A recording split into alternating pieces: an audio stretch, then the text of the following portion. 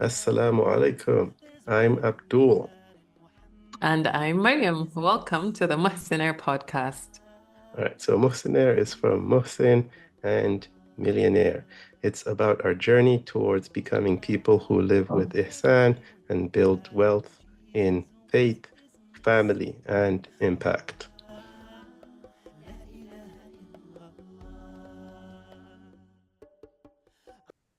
Welcome to episode 2. People who are driven to excel have this unconscious propensity to underinvest in their families and overinvest in their careers, even though intimate and loving relationships with their families are the most powerful and enduring source of happiness. Clayton Christensen. Any thoughts on this? Yeah, so I actually saw a chart yesterday, and it was a chart that plotted success, which I'm not sure how they measured the success, but probably in monetary terms, like salary or what have you. But the chart showed uh, married men, married women, unmarried men, unmarried women. And the gap, basically, the group that earned the most by far every time over the years was married men, which was interesting. So it seems like even against all odds or against all that, you know, Western or modern society tries to push us, being married has a lot of value. It may be because, if you're married, then, usually the wife takes care of a lot of things, so you're free to focus on work some more. But that is interesting. So there seems to be even some material benefits to just getting married. We know that there's barakah in getting married as a man, but what are your thoughts on that chart? I'm just wondering what group was the least successful? I can't remember. Okay. Maybe Yeah, I'm I asking. intentionally will Mm, find a link to the chart and put it in the show notes. I'm asking because I remember recently seeing, I wonder if we saw the same thing, but what I saw was not a chart. It was more like a video where this lady was saying, no, sorry, the married women were the least happy, the least successful, the least Hmm. everything. Whereas unmarried women and unmarried men were, more happy, more so everything. I don't know Yeah, about so those, that's but what anyway. you would think, right? But it seems like you would think that, an unmarried man would be so much more successful, but the married man is actually the most successful. So it seems Mm. like marriage still does work for men, in the material sense, I suppose. We'll find that chart and put it in the show notes. But okay, let's not deviate too much from the topic of today. So go Sounds ahead, go good. ahead. Mhm. Okay, we'll keep going. Okay, so the guy who I just read this quote from, he was a Harvard professor who on paper was very successful, right? But when he went back for like class reunions, he noticed something strange. He noticed that his old classmates, they had the titles, they had the houses, the money, and basically they looked like they had made it. But then so many of them looked empty. Some of them had broken marriages, some of them barely knew their kids, some of them even ended up in prison because of the choices that they had made while they were chasing success. And so it raised a question in his mind, which is why do so many successful people end up so unhappy? And then a bigger question came up in his mind, which is when the titles and the money fade, what actually counts? What's left? And this is quite similar to the question that our dean has been asking us all along, which is, فَأَيْنَ تَذْهَبُونَ? Where are you going? So where are you going? Mhm. Any thoughts? Yeah, no, I think this is it's it's it's uh it's not uncommon, right? So he's managed to like put it on paper and he's sharing a story. So, but that's fine. But I think it's not uncommon. People wouldn't be, I think, surprised by this this story. But still, I I listened to a khutbah by Hamza Yusuf not long ago, but this فأين تذهبون, where are you going? He said he worked as a paramedic, I think, for years, and whenever they would find somebody injured or a concussion or something like that, they would ask them three questions. Who are you? So, like, what is your name?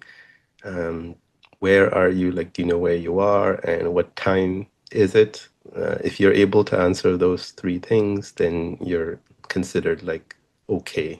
You're not like very Mm, hurt. But then he said, we as Muslims, we should be asking a fourth question.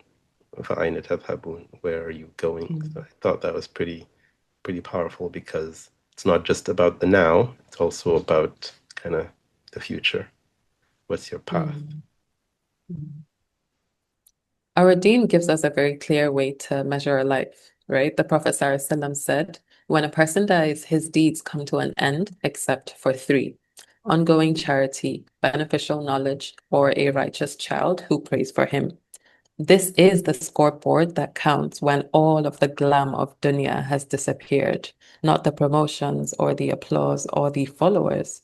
It's the sadaqah that keeps on giving. It's the knowledge that outlives you. It's the love and the tarbiyah that you pour into children who pray for you long after you're gone. And yet, we live in a world that pushes us toward the wrong scoreboards, like hustle over barakah or even career before family. Any thoughts on this? No, I think this is good. This is good. Again, nothing I would say that is surprising, but just, we do need to be more conscious of how we always go back to this scoreboard. Um, it's definitely easier depending on your environment.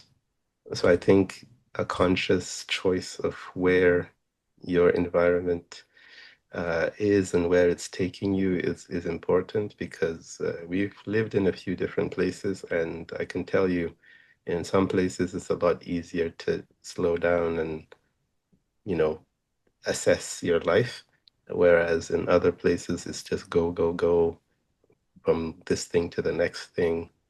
I mean, at some point I remember I had three, four jobs at the same time. So if you're in a situation like that, like you're definitely not going to be, thinking about the long term and things like that. You're just kind of go, go, go. But yeah, Yeah, and I guess like maybe when people are go, go, go, they don't maybe they see an end, like they see that, oh, I'm gonna get out of the go, go, go soon so that I can focus on what's most important to me. But then that sometimes ends up taking a long time.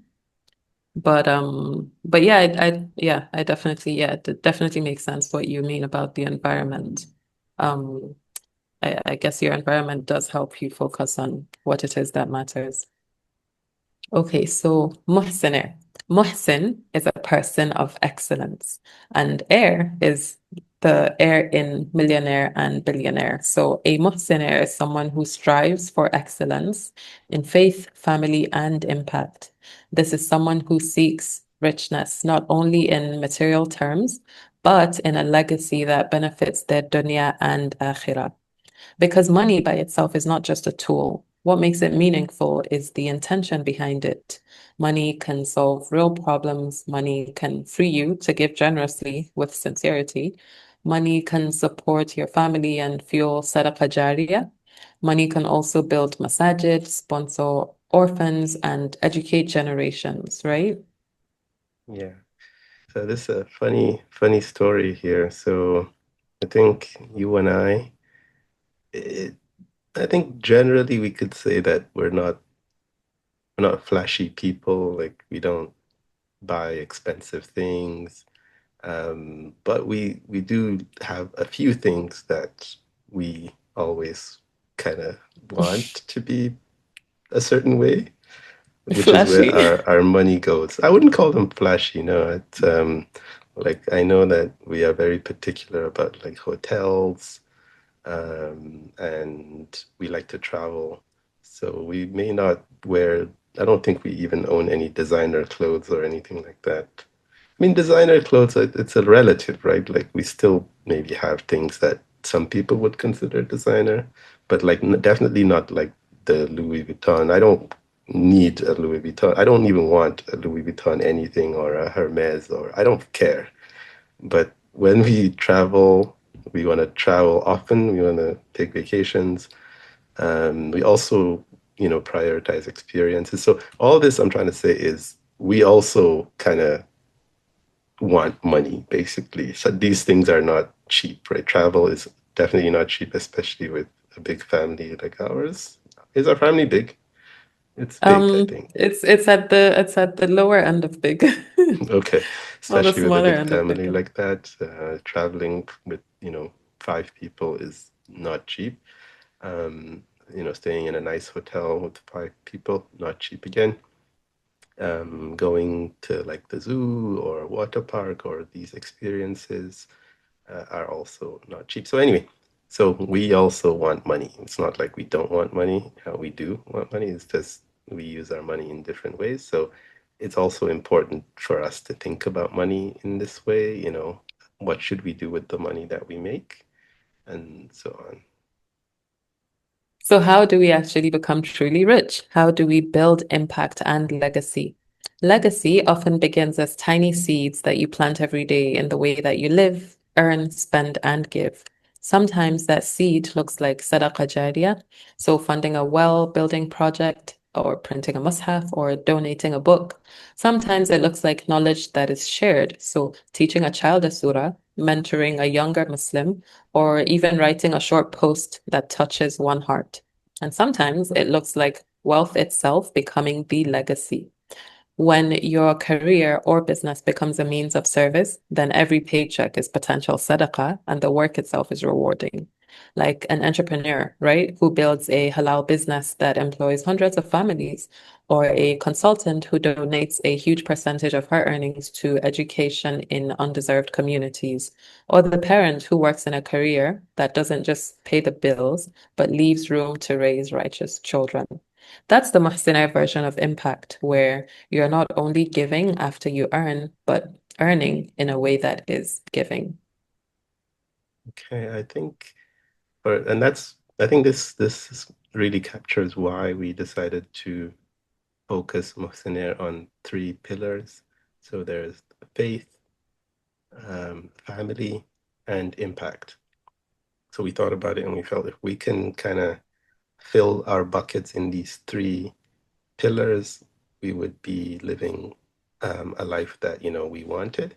So obviously you want to always be getting better, and closer to Allah. You want to be learning as a Muslim. You want to be surrounded by Muslims. You want to help the Ummah. And then family, of course, the best of us are the best to our families, as the Prophet ﷺ said. And you want to also Sallallahu raise a Alaihi generation that is better than you. And then finally, impact. It's like, okay, when you work, when you make money, what is that going towards? There is definitely a way to do that intentionally.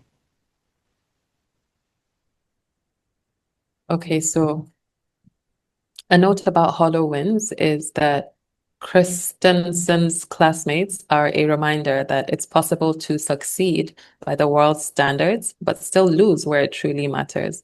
Like someone with an impressive career, but a family that feels abandoned.